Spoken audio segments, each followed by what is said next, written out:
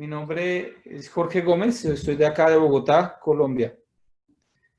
Es un gusto para mí poder estar sirviéndole al Señor.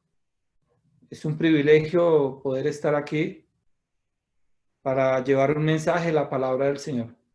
Es algo que realmente no nos merecemos. Creo que nadie puede decir que esto se lo merece. Entonces, de verdad que es un privilegio. Y hoy vamos a exponer un mensaje del capítulo 1 del libro de Jonás, versículo 1 al 17. Y le doy gracias a Dios por eso. Amén. Le doy gracias a Dios por eso. Y si me permiten, pues quiero orar.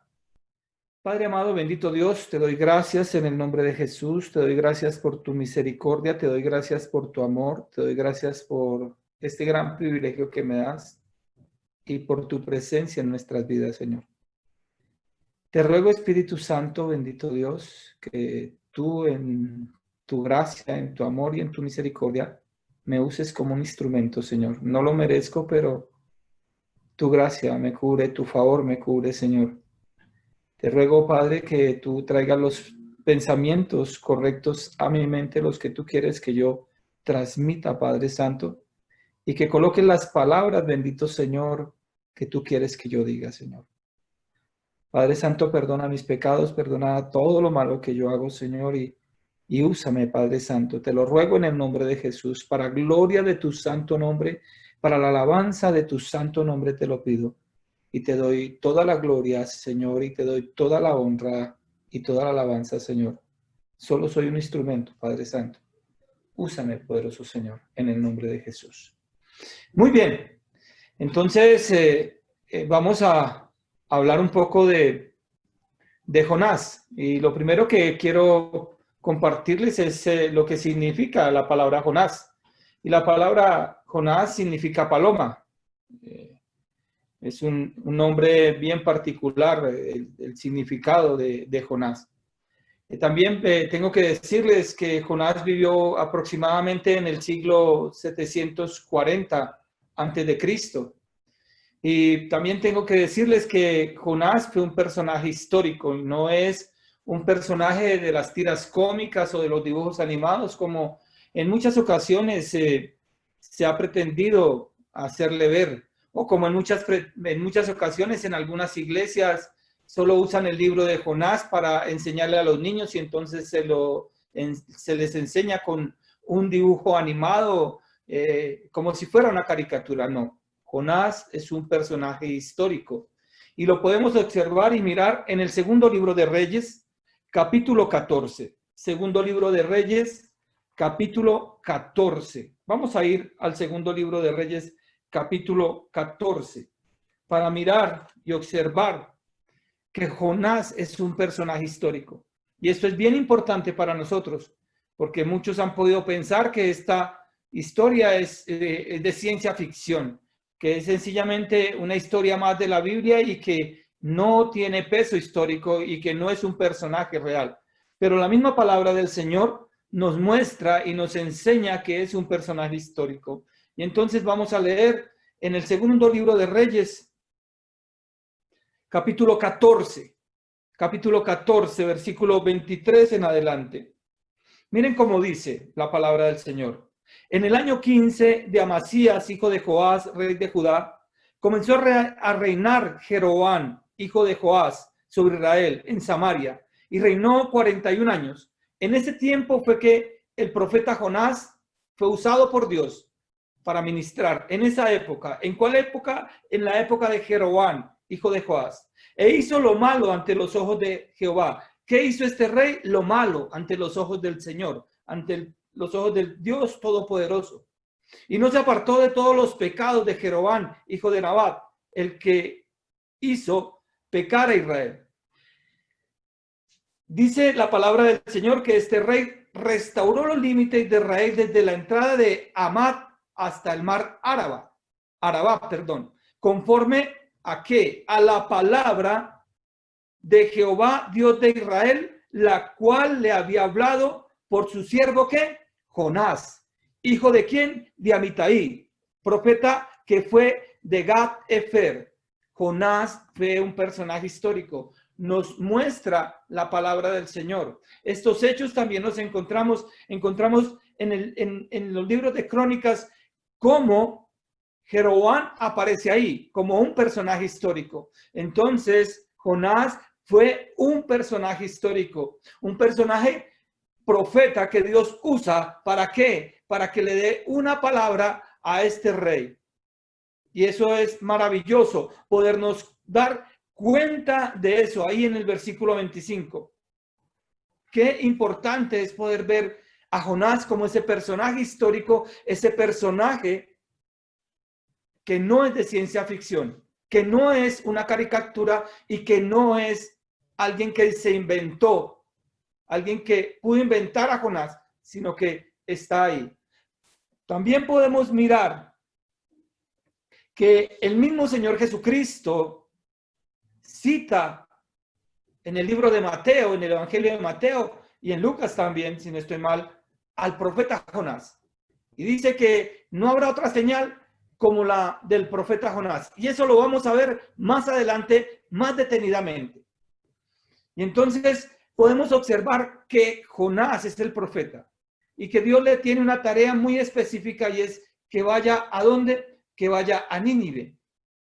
Y Dios hace esto con unos propósitos y con un propósito bien específico. Si nosotros observamos el libro de Génesis, capítulo 12, versículo 1 al 3, si nosotros observamos Génesis capítulo 12, versículo 1 al 3, especialmente el 3, mire lo que dice el Señor Dios Todopoderoso. Dice: bendeciré a los que te bendijeren, y a los que te maldijeren, maldeciré. Y serán benditas en ti todas las familias de la tierra. ¿A quién le está diciendo eso el Dios Todopoderoso? Se lo está diciendo a Abraham. Le está diciendo que en él serán benditas todas las naciones. O sea que el Señor quiere que todas las naciones sean benditas en él. Y esto es un dato bien importante, no es un dato menor. Dios le da promesa a Abraham de que a través de él serán benditas todas las familias de la tierra. Por eso el Señor Dios Todopoderoso, en su misericordia, le dice a Jonás que vaya a Nínive, porque quiere bendecir esta nación también. Y podemos seguir mirando otros textos. Podemos ir a Éxodo capítulo 34, versículo 4 al 6. También podemos ir a Éxodo y observar cómo en Éxodo, versículo 34, capítulo 34, versículos 4 al 6, cómo el Señor Dios Todopoderoso hace una afirmación aquí en Éxodo. Miren lo que dice, versículos 4 al 6. Y Moisés alzó 2 tablas de piedra como las primeras, y se levantó de mañana y subió al monte Sinaí como le mandó Jehová, y llevó en su mano las 2 tablas de piedra. Y Jehová descendió en la nube y estuvo allí con él, proclamando el nombre de Jehová.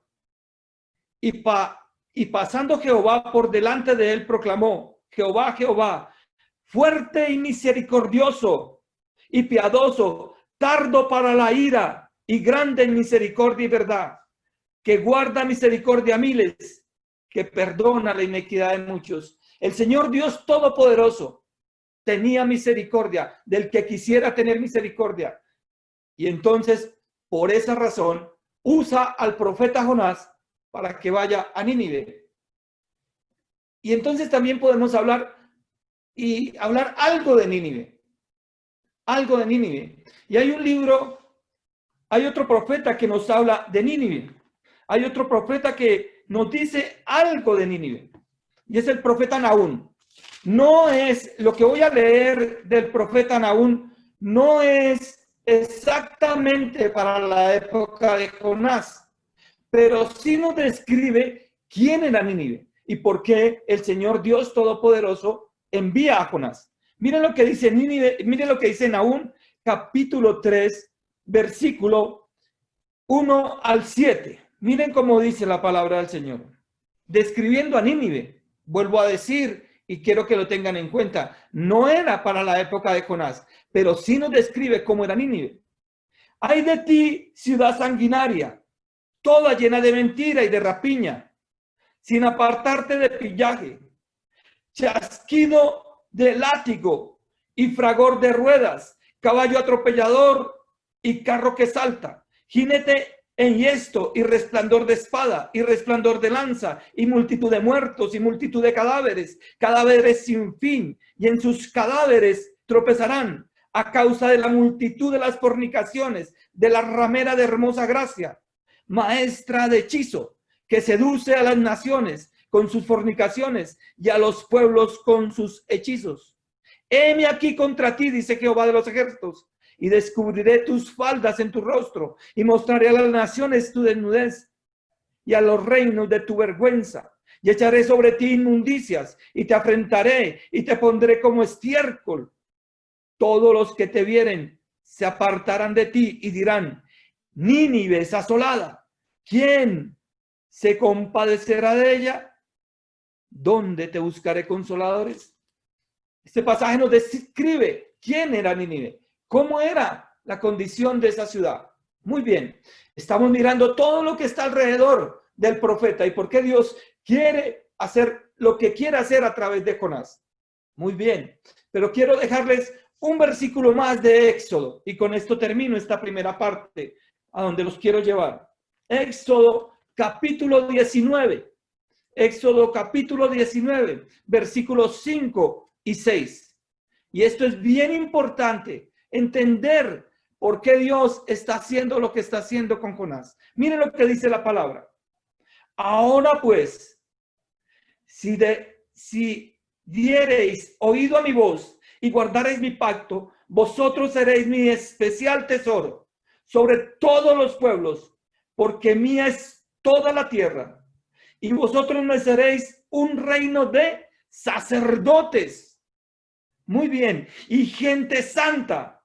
Estas son las palabras que dirás a los hijos de Israel. ¿Qué comisión le está dando Dios al pueblo de Israel? Les está diciendo, y seréis un reino de sacerdotes. ¿Y qué tenían que hacer los sacerdotes? El pueblo de Israel tenía la tarea de ir a las otras naciones a mostrar el amor y la misericordia de Dios, al igual que nosotros hoy en día. Ese texto que acabo de leer de Éxodo es muy parecido a lo que el apóstol Pedro escribe en la primera carta, en el capítulo 2, versículo 9. Ustedes se lo deben saber de memoria. Ustedes ya son personas que tienen mucho conocimiento y lo han leído, muchas veces lo han leído, pero quiero recordárselos bien. Miren cómo dice la palabra del Señor. Primera de Pedro, capítulo 2, versículo 9. Mas vosotros sois linaje escogido, real sacerdocio, nación santa, pueblo adquirido por Dios. Hasta ahí a nosotros nos gusta, nos fascina. Pero después de eso hay una coma. Y esa coma es muy diciente. Para que anunciéis las virtudes de aquel que os llamó de las tinieblas a su luz admirable. Vosotros que en otro tiempo no erais pueblo, pero que ahora sois pueblo de Dios, que en otro tiempo no habíais alcanzado misericordia, pero que ahora habéis alcanzado misericordia. En ese contexto, en todo esto que está pasando y en todo esto que les he leído, es que el Señor Dios Todopoderoso le da una orden a Jonás. Y yo le ruego a Dios, yo le ruego al Señor, que ustedes, después de que termine estos 30 minutos que me quedan, usted pueda llevar en su mente y en su corazón que el Dios soberano interviene en la desobediencia de Jonás, mostrando su misericordia para con todos. ¿Qué se debe llevar usted en su mente y en su corazón? Que el Dios soberano interviene en la desobediencia de Jonás, mostrando su misericordia para con todos. Ese Dios soberano, ese Dios todopoderoso, interviene en la desobediencia de Jonás, mostrando su misericordia para con todos. Gloria a Dios. Gloria a Dios, porque eso es maravilloso. A veces no le damos la dimensión de lo que sucede, pero eso es maravilloso. Vamos a ir al texto que vamos a exponer hoy. Capítulo 1, versículo 1 al 17. Miremos cómo van sucediendo los acontecimientos. Versículo 1 al 3. Miren lo que pasa en los versículos 1 al 3. El Dios soberano muestra su misericordia, dando una orden a Jonás, ir a Nínive a pronunciar juicio contra ella. Y este desobedece. ¿Qué sucede del 1 al 3? Que el Dios soberano muestra su misericordia, dando una orden a Jonás, ir a Nínive a pronunciar juicio contra ella. Y este desobedece. Mi hermano, mi hermana, amado siervo, consiervo, si hay algo que tenemos que tener en cuenta es que muchas veces, en muchas ocasiones, cuando viene el juicio de Dios, es Dios mostrando su misericordia. Es Dios mostrando el amor. Miren lo que está sucediendo en estos momentos. Miren lo que está pasando en estos momentos a nivel de toda la humanidad, a nivel de todo el mundo. Muy pocos lugares no se han visto afectados por lo que está sucediendo hoy en día, por esta pandemia del coronavirus, por este virus que ha afectado a toda la humanidad. Pero yo soy uno de los convencidos que esto viene por la misericordia de Dios. Esto viene para que el pueblo tuviera un alto en su camino. Esto viene para que la iglesia reflexionara, para que como iglesia reflexionáramos y miráramos cómo estábamos haciendo las cosas y qué estábamos haciendo. Es la misericordia de Dios la que aparece en medio del juicio de Dios. ¿Qué tan importante es eso? Pero ¿qué pasó ahí en esos versículos? El Señor le da una orden a Jonás y Jonás se para, pero va totalmente en sentido contrario de lo que el Dios Todopoderoso le ha dicho. El Señor le dice a Jonás, vino palabra de Jehová a Jonás, hijo de Amitai, diciendo, levántate y ve a Nínive, aquella gran ciudad, y pregona contra ella, porque ha subido su maldad delante de mí. Y Jonás se levantó para huir de la presencia de Jehová a Tarsis, y descendió a Jope, y halló una nave que partía para Tarsis, y pagando su pasaje, entró en ella para irse con ellos a Tarsis, lejos de la presencia de Jehová. Muchas veces nosotros sacamos de nuestro bolsillo para irnos lejos de Dios. Muchas veces nosotros preferimos pagar para no hacer la voluntad del Señor. Cosa terrible, cosa que hizo Jonás. Ese pasaje tuvo que costarle mucho dinero a Jonás. Ese viaje era largo, ese viaje era bien largo y duraba bastante tiempo. En esa época, cuando se hablaba de Tarsis, entonces era ir lo más lejos posible, ir a conquistar, ir a un mundo desconocido completamente.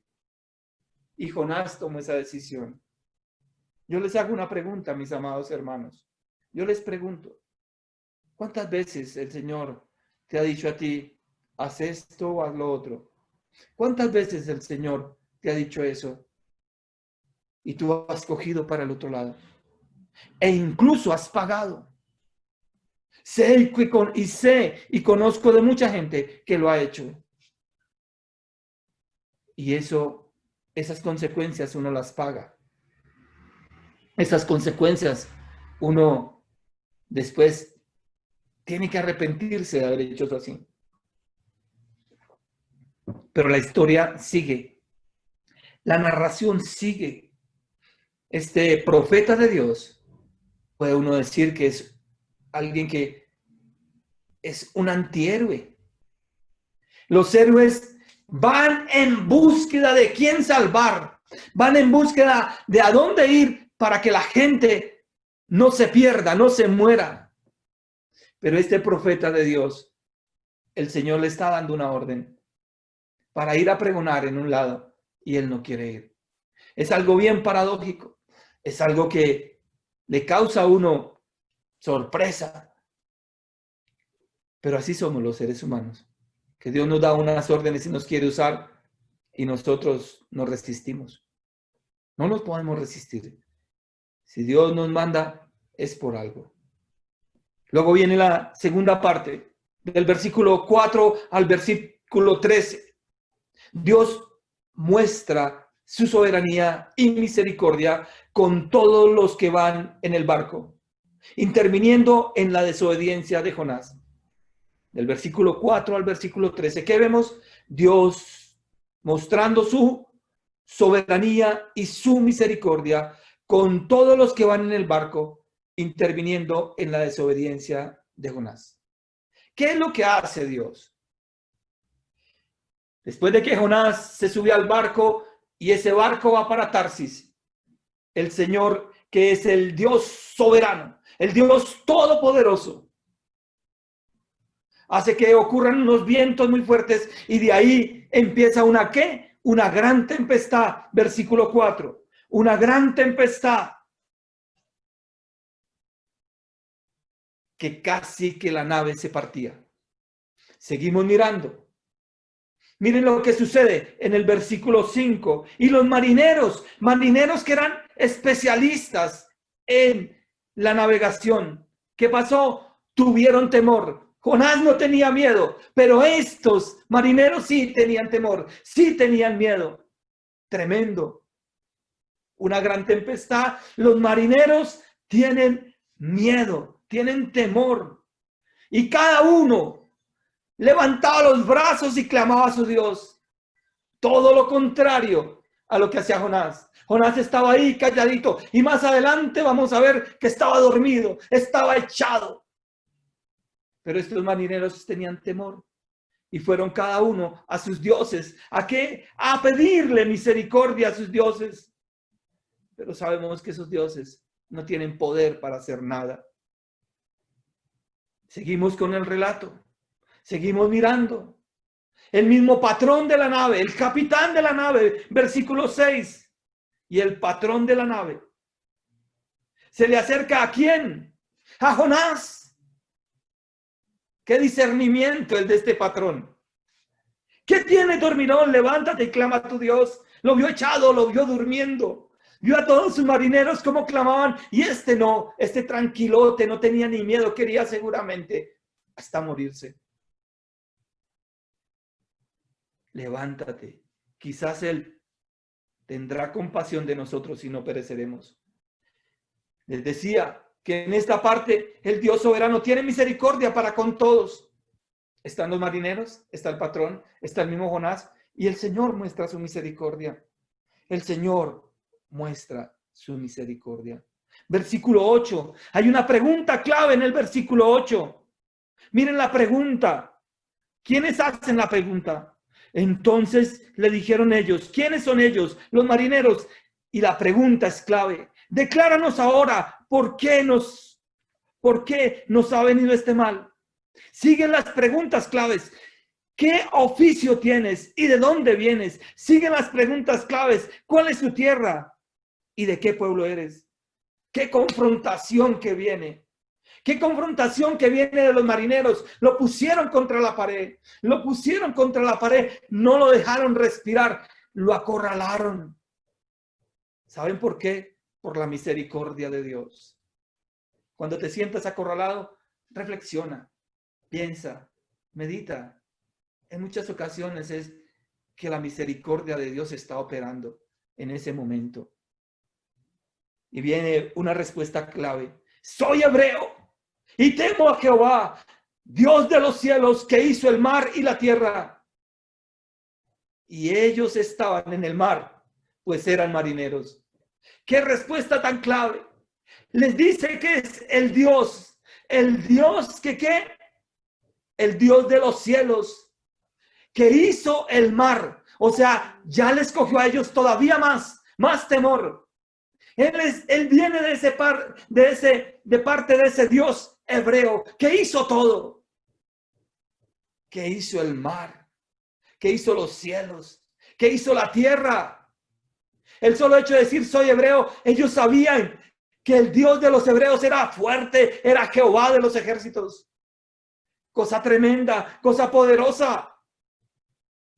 Y esa respuesta todavía deja como más sorprendidos a estos marineros y los deja todavía, aún dice el versículo 10, y aquellos hombres temieron sobremanera. Si habían tenido miedo por la tempestad, ahora tenían miedo por el Dios todopoderoso y soberano que había hecho los mares, y que ellos sabían que si podía tener potestad sobre los mares era porque era el gran Dios. La narración sigue el versículo 10, el versículo 11. Seguimos mirando. Y ellos dicen, ¿y qué haremos contigo para que el mar se nos aquiete? Porque el mar cada vez se iba embraveciendo más. ¿Qué haremos? Y entonces Jonás da una respuesta. Échenme al mar. Versículo 12. Échenme al mar y todo se les va a solucionar. Jonás reconoce que todo lo que está pasando es por su desobediencia y percibe la muerte como una salida. Él sabía que si lo echaban al mar se moría y ya ahí se acababa el problema. Como lo expresa en este mismo libro más adelante. Más adelante va a expresar esto. Me quiero morir, pero eso lo dejamos para más adelante. Estamos hablando solo del capítulo 1. Lo vio como solución. Échenme al mar y yo ya se acaba el problema. ¿Y qué dice el versículo 13? Mire, en el versículo 13 vemos que los marineros muestran más misericordia que el mismo Jonás.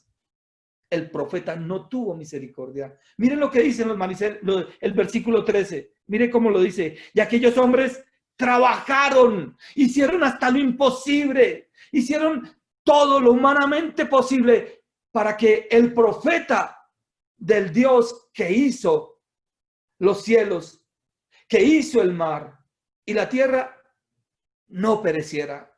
La misericordia se ve ahí. Y trabajaron duro, muy duro, pero no lograron hacer nada para volver la nave a tierra. Mas no pudieron, porque el mar se iba embraveciendo más y más y más contra ellos. ¿Saben qué pasa, mis amados hermanos? Que Dios es soberano. Así la situación se ponga más difícil, Dios ahí está obrando y Dios está haciendo lo que tiene que hacer. ¿Saben por qué? Porque Dios es bueno y la misericordia de Dios está ahí operando. Y entramos a la última parte, versículos 14 al 17. En estos versículos vemos cómo Dios es reconocido como soberano y creador y muestra que su misericordia es sobre todos. ¿Qué sucede en estos versículos? Que Dios es reconocido como soberano y creador y muestra que su misericordia es sobre todos. Versículo 14. Porque tú, Jehová, has hecho como has querido. ¿Quién dice eso? Los marineros. En la parte final, el versículo 14 lo dice, porque tú, Jehová, has hecho como has querido. Ellos reconocen a Jehová como soberano y creador de todo. Ellos lo reconocen. Primero le piden clemencia. Te rogamos ahora, Jehová, que no perezcamos nosotros. Pero al final del versículo dicen, porque tú, Jehová, has hecho como has querido. Estos marineros reconocen a este Dios como creador y como soberano de todas las cosas. El soberano hace como quiere. Eso es lo que están diciendo ellos. El soberano hace como quiere. Versículo 15. El mar se aquietó, el mar se calmó. Y tomaron a Jonás y lo echaron al mar. Y el mar se aquietó de su furor. ¿Pero por qué el mar se aquieta? El mar se aquieta porque el Señor, soberano y creador de todas las cosas, así lo determina. Así lo quiere. Este plan de ese Dios soberano va ocurriendo tal y como Él lo quiere, tal y como Él lo ha determinado. Jonás tiene que caer al mar. Tiene que caer al mar. Y ahí se aquieta. Y ahí se ve la misericordia de Dios para con los marineros y para con el jefe de los marineros. Y se ve la misericordia para con Jonás. Miremos, observemos. Antes de observar el último versículo, vemos cómo estos marineros en el versículo 16 ofrecen sacrificio a Jehová. Y temieron aquellos hombres a Jehová con gran temor y ofrecieron sacrificio a Jehová. E hicieron ¿qué? Votos. Se convirtieron al Señor, yo creo. No lo dice así el texto, pero después de que yo veo que hacen eso, saco eso por conclusión. Y ofrecen sacrificio. Dios tuvo misericordia de ellos, no perecieron. Tuvo misericordia del capitán, no perecieron ellos. Y tuvo misericordia de Jonás. Miren lo que sucede en el versículo 17. El Dios soberano y creador tenía todo bajo control. Ya tenía preparado un gran pez que tragase a Jonás. Ya lo tenía preparado, así lo dice. Pero Jehová tenía preparado un gran pez que tragase a Jonás. Maravilloso es eso.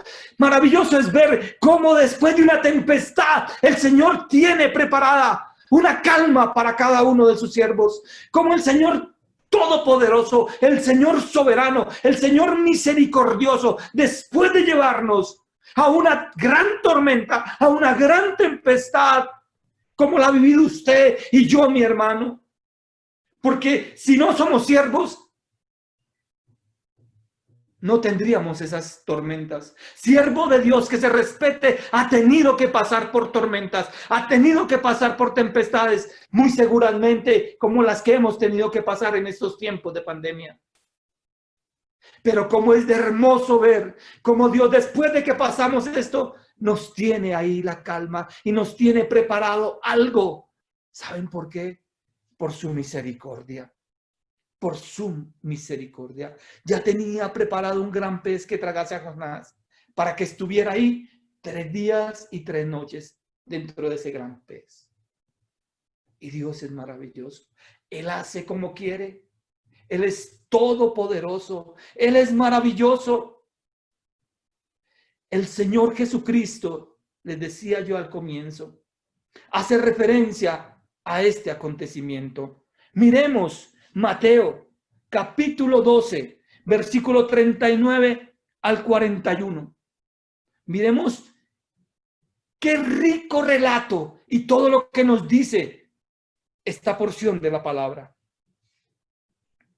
Entonces respondieron algunos de los escribas y de los fariseos diciendo: Maestro, deseamos ver de ti señal.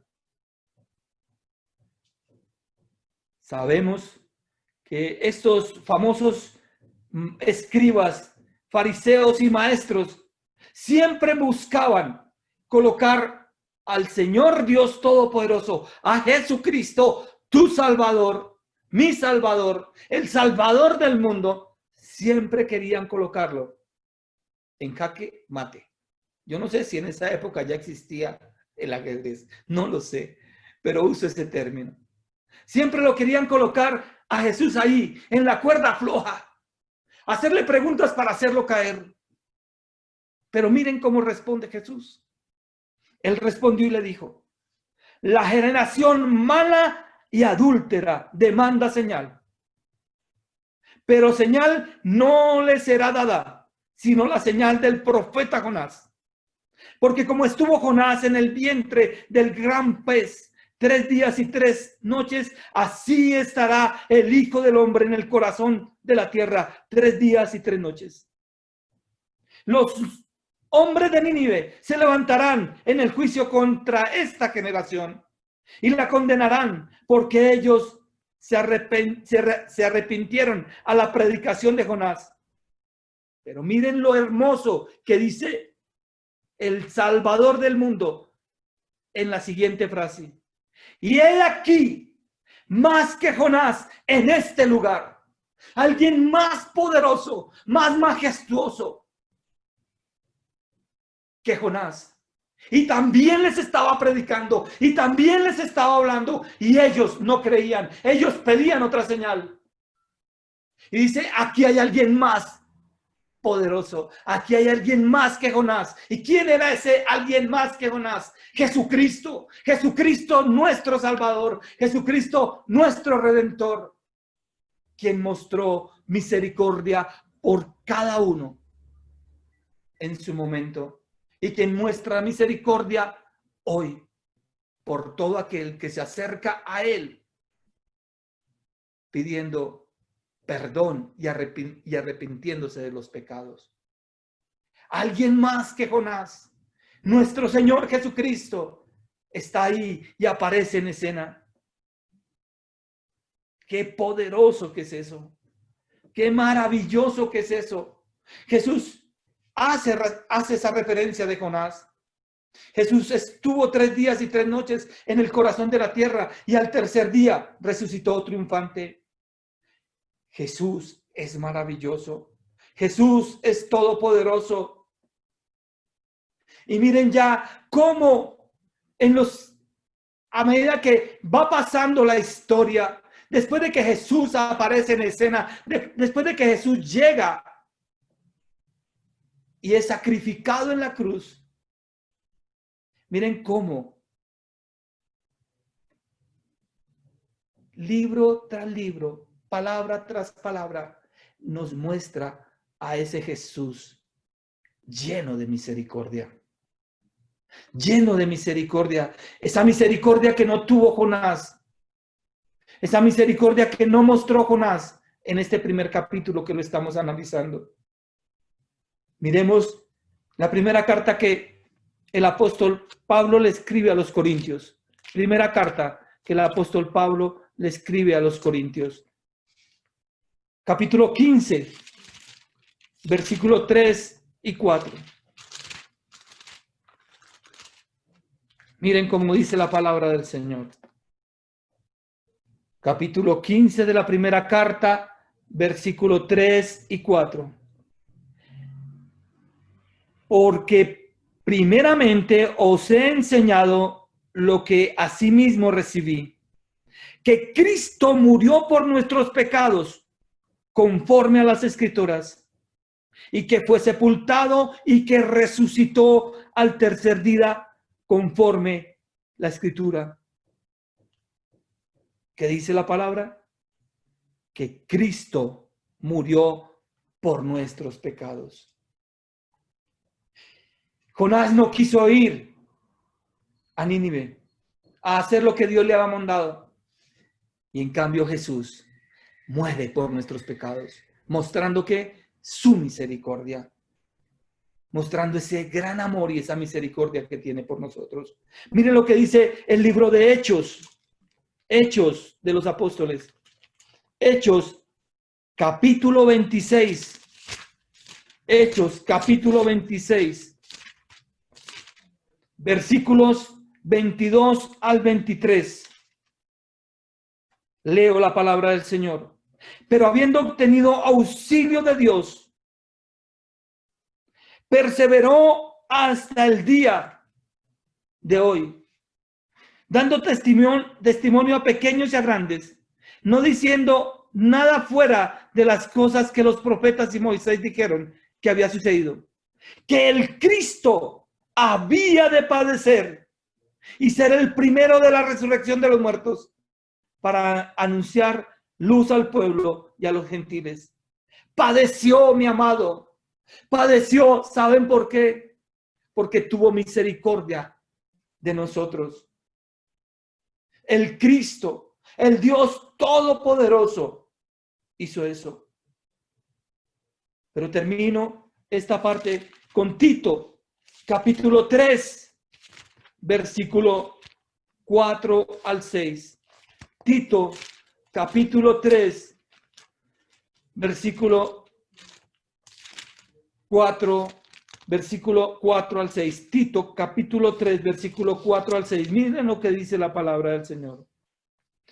Pero cuando se manifestó la bondad de Dios, la bondad, la misericordia de Dios, nuestro Salvador, y su amor para con los hombres, Nos salvó no por obras de justicia que nosotros hubiéramos hecho, sino por su misericordia, por el lavamiento de la regeneración y por la renovación en el Espíritu Santo, el cual derramó en nosotros abundantemente. ¿Por quién? Por Jesucristo, nuestro Salvador, para que, justificados por su gracia, viniéramos a ser herederos conforme a la esperanza de la vida eterna. A través de Cristo, el ser humano recibió la forma más grande de ver la misericordia de Dios. Cuando Jesucristo fue a la cruz a morir por nuestros pecados, fue el acto más grande de misericordia que puede haber. Alguien más grande que Jonás está hoy entre nosotros. Jesucristo, nuestro Salvador. Jesucristo, el que tiene misericordia de la humanidad. Jesucristo, al que tenemos que anunciar nosotros en medio de esta pandemia, mi amado, mi amada. Hágalo. Si algo tiene que pasar después de que, más bien, durante y después de esta pandemia, es que seamos conscientes que tenemos que anunciar a Jesucristo. ¿Quién nos queremos parecer? ¿A Jesús o a Jonás? ¿A quién nos estamos pareciendo? Jesús es maravilloso. Parecernos a Jesús es lo que nos manda la palabra. Debemos hacer lo que Jesús hizo y es tener misericordia. Seguramente nosotros no podemos hacer más que ir y predicar el evangelio porque del resto se carga Dios. Pero la pregunta es, ¿lo estamos haciendo? ¿Estamos obedeciendo al Señor? ¿Preferimos ver a los culpables castigados antes que perdonados y aceptados por Dios? No tenemos la misericordia para ver a esos que están lejos de Dios y poderles predicar mostrándoles misericordia. Nuestra responsabilidad es mostrar al mundo al Dios misericordioso que envió a su Hijo unigénito. La misericordia de Dios debe ser manifestada al mundo por nosotros, la iglesia de Cristo. Debemos predicar a Jesús nuestro Salvador. Sí, somos real sacerdocio, sí, somos nación santa, sí, todo eso, pero para algo, y es para anunciar las virtudes de aquel que nos sacó de las tinieblas a la luz admirable. No es para sacar pecho y decir, tú eres real sacerdocio, tú eres nación santa, mira, no, mi hermano.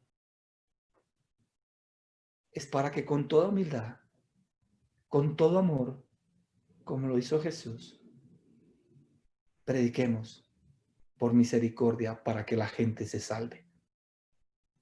No lo salvamos nosotros, pero Dios quiso usarnos para cumplir esa tarea y ese ministerio. Recuerden, mis amados hermanos, recuerden que yo les dije al principio que algo se tenían que llevar en su mente y en su corazón, y es que el Dios soberano interviene en la desobediencia de Jonás, mostrando su misericordia para con todos. Y estemos cuidadosos, porque Dios también interviene hasta en nuestra misma desobediencia y hasta en lo que somos nosotros para Él cumplir su plan de misericordia para la humanidad. ¿Qué es mejor? Ser obedientes al Señor y anunciar su misericordia a todos sin hacer acepción de personas, o quedarnos callados y al que no nos parece mejor no le decimos nada. Pensemos en eso, mis hermanos. Algo que también tenemos que entender a través de este mensaje es lo que Dios quería en el pueblo de Israel. ¿Qué reacción quería en este pueblo. Este libro fue escrito para ellos. Y lo que Dios esperaba de su pueblo era que entendieran que Él es soberano y que su misericordia es para todos. Él ya lo había dicho antes a su pueblo, mucho tiempo atrás, pero no lo habían comprendido, no lo habían entendido, que ellos eran los encargados de mostrar al mundo el corazón misericordioso de Dios para la humanidad. Es importante saber eso, porque eso nos ayuda también a nosotros a entender lo que Dios quiere para nuestras vidas. Que el Señor les bendiga grandemente.